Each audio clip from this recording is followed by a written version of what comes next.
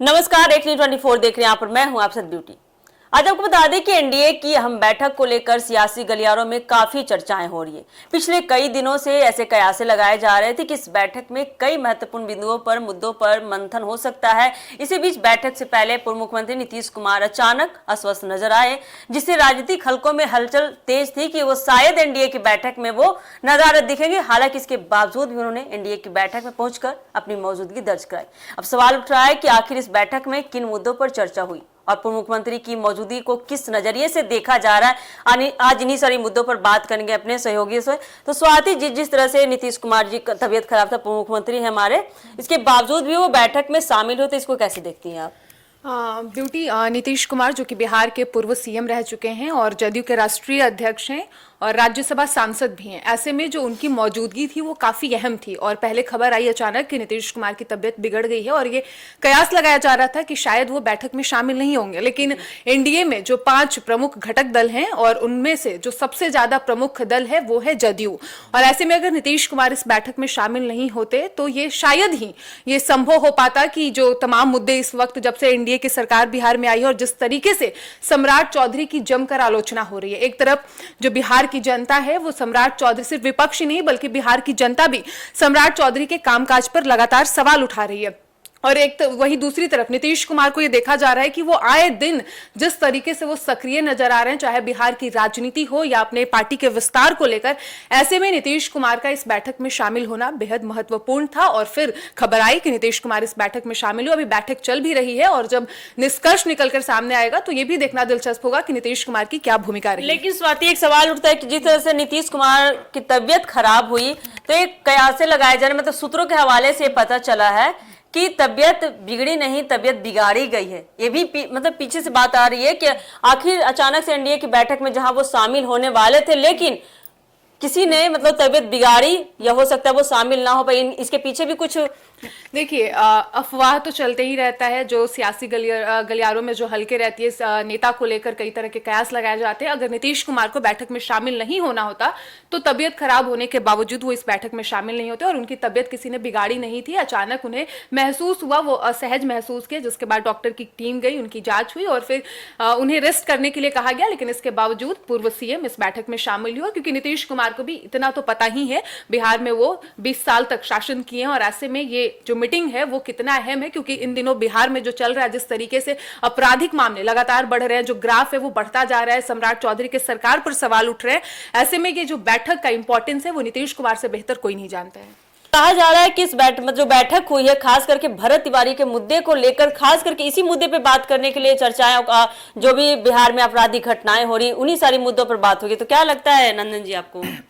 देखिए, जैसा स्वाति जी ने कहा कि लॉ एंड ऑर्डर बिहार में ध्वस्त है, और ये असल मायने में देखा जा सकता है कि जो लॉ एंड ऑर्डर का ग्राफ है वो बढ़ता ही जा रहा है बिहार में। और नीतीश कुमार जिस तरीके से बैठक में शामिल हुए हैं वो होना भी चाहिए था उन्हें, क्योंकि वो ऐसे मुख्यमंत्री रहे हैं बिहार के जिन्होंने 20 साल तक बिहार को देखा है, बिहार को समझा है। और 20 साल कोई छोटा मोटा कार्यकाल नहीं होता, बहुत लंबा कार्यकाल होता है। टैग भी मिला था सुशासन, हाँ, और सुशासन बाबू का टैग भी मिला था। कारण ये था कि उन्हें जिस वक्त नीतीश कुमार के कार्यकाल में भी बहुत सारे सवाल उन पर उठाए गए थे, लेकिन जिस वक्त उनके हाथ में बिहार मिला था उस समय बिहार गर्क में ही था, ये बात मानने वाली है। और उसके बाद उन्होंने बिहार को संभाला, संवारा और सब कुछ अपने तरफ से उन्होंने वो हर कार्य किए जो उन्हें सुशासन का टैग देता है। ये नीतीश कुमार है और वो शामिल हुए, अस्वस्थ थे क्योंकि उम्र उनकी हो चुकी है, तबीयत बिगाड़ी नहीं गई है, जैसी उनकी उम्र है हम ये मान सकते हैं कि वो अस्वस्थ थे, फिर भी वो शामिल हुए क्योंकि उन्हें लगता था, उन्हें पता था कि मुझे बैठक में शामिल होना पड़ेगा, क्योंकि सम्राट चौधरी अभी जो तत्कालीन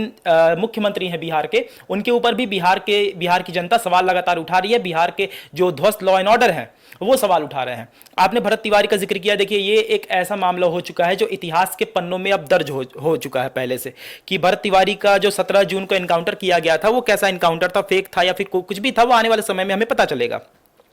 भरत तिवारी एनकाउंटर सम्राट चौधरी के कार्यकाल में मुझे लगता है कि एक उनके छवि पर सबसे गहरी दाग छोड़ता है, और अभी तक उस मामले का अनसॉल्व रहना, अभी तक वो मामला पूरे तरीके से सॉल्व नहीं हुआ है, वो और भी ज्यादा उस दाग को गहरा कर रहा है। क्योंकि अभी के समय में जैसा समन भेजा गया है उनकी माँ, उनके पिता, उनके भाई और उनकी बहन को कि आप आइए, बहन या भाभी, मैं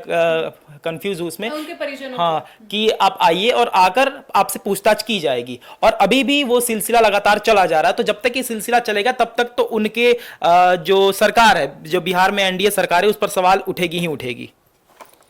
तो देखिए,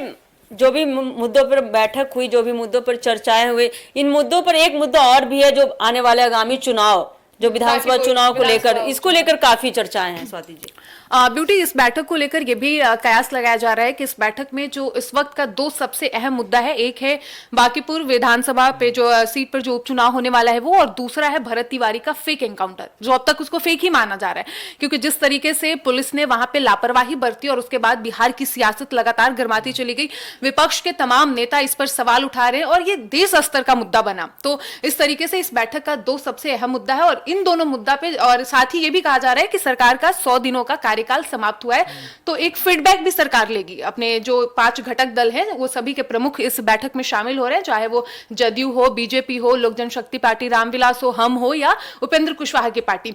सभी के प्रमुख इस बैठक में शामिल होंगे और इन तमाम बिंदुओं पर चर्चा होगी। और सबसे जो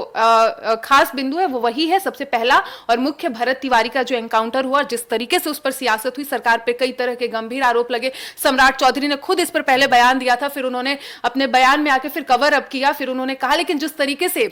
अभी तक प्रशासन ने उस पर कार्रवाई किया है, लोग अभी भी उससे सहमत संतुष्ट नहीं है। सवाल अभी भी उठ रही है कि जितना तेजी से होना चाहिए था अभी तक कुछ भी सार्वजनिक नहीं किया गया है, इसके पीछे का कारण तो इस बैठक में सबसे ज्यादा। और दूसरा, जो बांकीपुर विधानसभा सीट पर उपचुनाव होने वाला है, ये भी है क्योंकि अब 5 उम्मीदवारों ने अपना नामांकन कर लिया है और ऐसे में बीजेपी के लिए जो वो प्रतिष्ठा की लड़ाई है। बांकीपुर नितिन नवीन का सीट रहा है और ऐसे में बीजेपी के अभिषेक कुमार बंटी को उन्होंने टिकट दिया है और 4 अलग से उम्मीदवार, और सबसे ज्यादा चर्चा प्रशांत किशोर का है। और ये कहा भी जा रहा है कि प्रशांत किशोर को अगर बीजेपी हल्के में लेती है तो बहुत बड़ी गलती होगी, क्योंकि जिस तरीके से प्रशांत किशोर को लेकर कयास लगाए जा रहे हैं, ये दावा तक किया जा रहा है कि उनकी जीत पक्की है। तो यदि बांकीपुर विधानसभा सीट पर प्रशांत किशोर की जीत होती है तो बीजेपी का जो प्रतिष्ठा का सीट था, जो कहा जाता है कि गढ़ माना जाता है, ऐसे में बीजेपी को बहुत बड़ा झटका लग सकता है। तो इन तमाम बिंदुओं पर इस बैठक में चर्चा होगी। अच्छा स्वाति, एक ये देख सकते हैं कि जो आपने कहा कि एनडीए के जो घटक दल हैं वो बैठ रहे हैं और बैठकर वो जो चर्चा करेंगे भरत तिवारी के फेक इनकाउंटर को लेकर, तो कवर अप करे सरकार। हाँ, लेकिन क्या आपको ये नहीं लगता है कि वो उस घटक दल में ही थोड़ी दिक्कतें पैदा हो सकती है, क्योंकि उसी घटक दल में एक जीतन मांझी की भी पार्टी है, हिंदुस्तान अवाम मोर्चा, हाँ, और उनके बयान अक्सर भरत तिवारी के खिलाफ ही रहे हैं। वहीं एक पार्टी चिराग पासवान की है जो लगातार भरत तिवारी के समर्थन में उतरे हैं। तो आप पासवान खुद मिलने भी पहुंचे। हाँ, तो देखिए, अशोक चौधरी, चिराग पासवान, यानी कि घटक दल की अगर बात करें तो जीतन मांझी को छोड़कर बाकी हर कोई वहां पर गया है और वहां पर जाकर लेकिन अभी तक बिहार की जनता को ये उम्मीद थी कि जो सम्राट चौधरी सीएम है बिहार के, भी आप नए मुख्यमंत्री बने हैं और कहीं ना कहीं आपने बयान भी दिया था, वो उचित नहीं था। आपने जिस तरीके से कहा था कि मेरी प्रशासन पुलिस को कोई हथियार दिखा रहा है तो उस पर कार्रवाई होगा और फिर उसके बाद ये फेक एनकाउंटर होता है, तो ऐसे में लोगों की उम्मीद थी कि सम्राट चौधरी को भी वहां पहुंचना चाहिए था। आप बिहार के जो क्रिकेटर हैं उनके शादी समारोह में जा रहे हैं, कई अन्य समारोहों में आप जा रहे हैं, लेकिन इतना बड़ा कांड बिहार में होता है और आप एज अ चीफ मिनिस्टर आपको वहां पहुंचना चाहिए था। तो चिराग पासवान भी गए, अशोक चौधरी जो कि जदयू के नेता हैं, मंत्री हैं, वो भी गए। ऐसे में बीजेपी की ओर से अगर सम्राट चौधरी जाते तो एक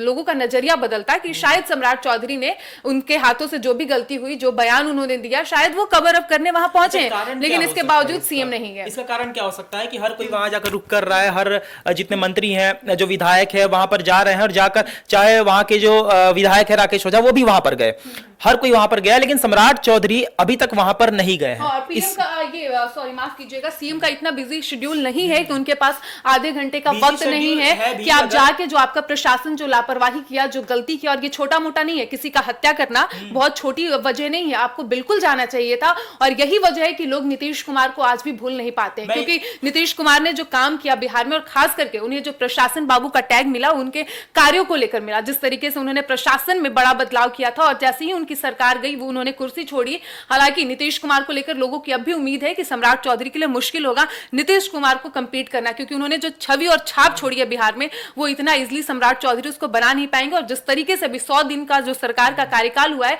और उसमें अभी जितने आलोचना हुई है सरकार की, शायद ही इतना लोगों की उम्मीद थी। मैं वही कह रहा हूं स्वाति कि बिजी शेड्यूल अगर आपका है तो आप वहीं बगल में ही रोहतास पड़ता है, वहां पर आप आकाशदीप जो कि भारतीय तेज गेंदबाज है उनकी शादी में आप शिरकत देते हैं, लेकिन भरत तिवारी के परिजनों से मिलने नहीं जाते हैं, जबकि दूर दूर से पूरे भारत के कोने कोने से लोग वहां पर आ रहे हैं, लेकिन आप अभी तक नहीं गए। क्या एक मुख्यमंत्री का ये दायित्व नहीं होता है? मीटिंग में इस पर जरूर चर्चा होगी। मुझे पूरा भरोसा है कि अगर आज जब सभी 5 घटक के वहां पे नेता, बड़े नेता शामिल होंगे, एक तरफ अशोक चौधरी गए, चिराग पासवान, ऐसे में ये मुद्दा जरूर उठना चाहिए, ये उठेगा और सम्राट चौधरी को इसका जवाब भी देना होगा, क्योंकि उन्होंने जिस तरीके से बिहार के जो प्रशासन है उसके साथ जो लापरवाही बरती है उनकी सरकार, ऐसे में सम्राट चौधरी का ये दायित्व बनता है कि वो आके सामने से बताएं कि उन्होंने क्यों, उनके शासनकाल में ही ये लापरवाही क्यों बरती जा रही है। लोग तो मतलब लालू राज से कंपेयर कर रहे हैं कि एक तरफ लालू राज से नीतीश कुमार ने बिहार को आगे बढ़ाया, काफी तरक्की करवाई, लेकिन जब एनडीए की सरकार बनी, बीजेपी की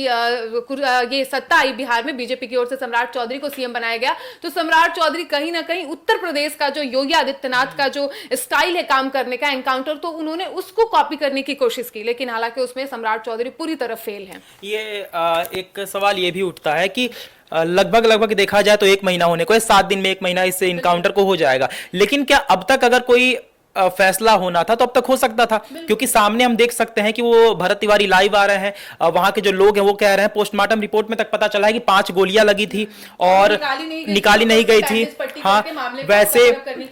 वैसे व्यक्ति पर आपने गोली चलाई जिसके पास बंदूक नहीं थी, जब आपने गोली चलाई वो उसने सरेंडर कर दिया था। तो इतनी चीजें होने के बावजूद अगर बड़ा कांड बिहार में हो चुका है, बहुत तो आरोपियों का मैं वही कह रहा हूं कि उसी केस को अगर हम देखकर चले तो सब कुछ स्पष्ट हमें दिख रहा है, लेकिन उसके बावजूद अगर 20-25 दिन हो गए हैं और कोई भी अभी तक फैसला नहीं सुनाया गया वैसा, तो इस पर क्या कहिएगा कि 1 महीने हो गए हैं, अभी तक कोई निष्कर्ष नहीं निकला है। तो क्या आने वाले समय में, अभी भूख हड़ताल पर भी वो लोग हैं, तो आने वाले समय में क्या इस पर निष्कर्ष निकलेगा या फिर ये केस भी बाकी केस की तरह दब जाएगा? नंदन, यही कयास लगाया जा रहा है कि इस बैठक में जो एनडीए की अहम बैठक हुई है, कहीं ना कहीं सम्राट चौधरी भी समझ रहे हैं कि उनकी सरकार की छवि बिहार में खराब हो रही है, जबकि ये होना नहीं चाहिए था। जिस तरीके से नीतीश कुमार गए, लोगों का एक इमोशन था नीतीश कुमार के साथ, नीतीश कुमार को लोग वैसे भी एक्सेप्ट नहीं कर रहे हैं कि वो बिहार के सीएम नहीं है। ऐसे में सम्राट चौधरी को चाहिए था कि वो और बेहतर करे, ताकि लोग हैं एक देख सके कि नीतीश कुमार भले ही कुर्सी छोड़ी, लेकिन उनका जो उत्तराधिकारी उनके जगह पे जो कुर्सी पे बैठा वो भी नीतीश कुमार की जैसा या उनसे कहीं बेहतर काम कर रहा है। लेकिन नीतीश कुमार जनप्रतिनिधि थे, लेकिन सम्राट चौधरी जनप्रतिनिधि नहीं है। बिल्कुल, उन्हें बनाया गया है, उन्हें जनता ने नहीं चुना है, ये सभी जानते हैं, और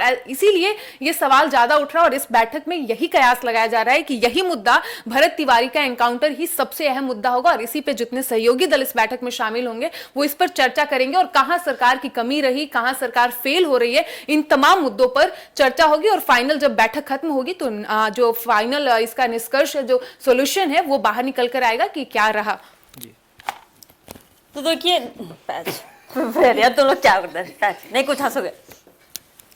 तो देखिए, हमारे सहयोगी तमाम मुद्दों पर आपके सामने अपनी बातों को रखा कि इस बैठक में किन किन बिंदुओं पर बात हुई। तो जिस तरह से देखा जाए कि इस बैठक के पहले कहा जा रहा है कि इस बैठक में खास बिंदु है भरत तिवारी, तो इस बैठक के पहले भरत तिवारी के मामले को अभी तक कोई जांच नहीं निकल पाई है कि कैसे फेक इनकाउंटर है कि नहीं है, क्या है इसके पीछे का तथ्य, ये भी पता नहीं लगाया गया। लेकिन इस बैठक के बाद